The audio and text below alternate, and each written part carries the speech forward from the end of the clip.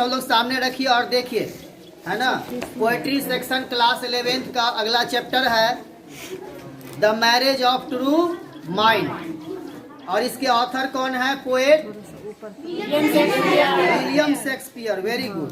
तो इसका summary start करते हैं हम लोग। The marriage of true mind has been composed by William Shakespeare.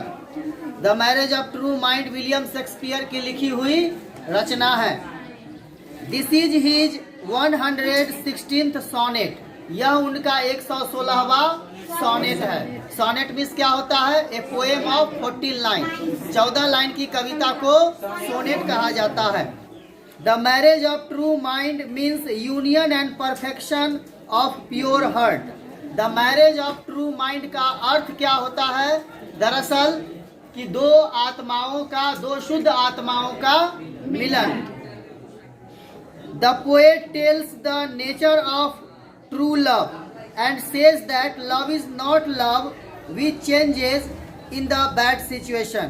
इस कविता में कवि ने सच्चे प्यार की प्रकृति को जाहिर किया है, यानी उसने पूरा विश्लेषण करके समझाया है कि सच्चा प्यार क्या होता है।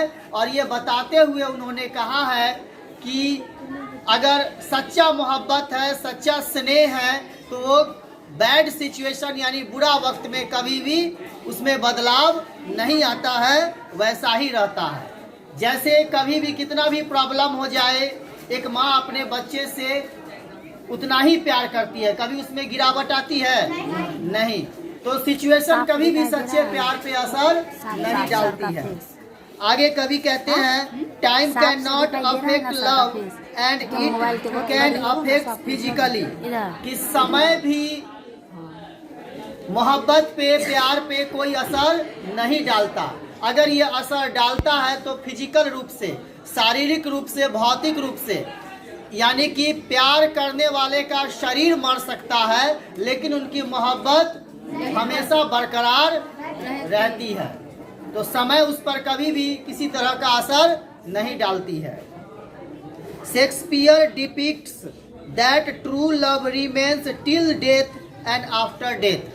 आगे विलियम शेक्सपियर बताते हैं कि सच्चा मोहब्बत मरते दम तक और मरने के उपरांत भी कायम रहता है। Love is compare to a polar star because it guides and inspires people without any lust. इस कविता में विलियम शेक्सपियर साहब ने प्यार को, लव की तुलना की है पोलर स्टार से।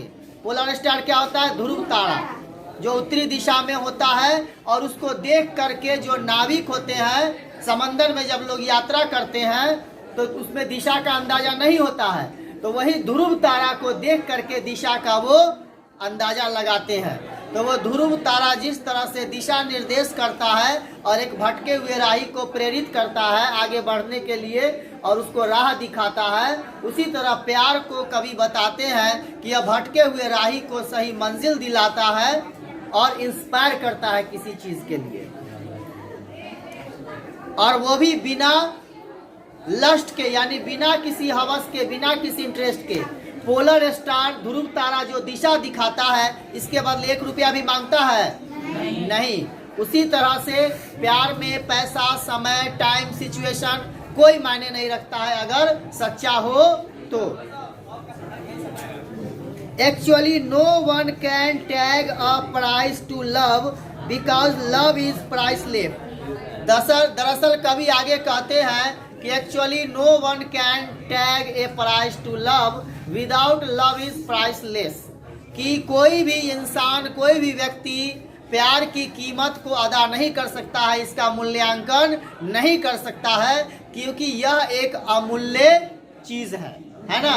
इसकी कीमत कभी भी लगाई नहीं जा सकती है।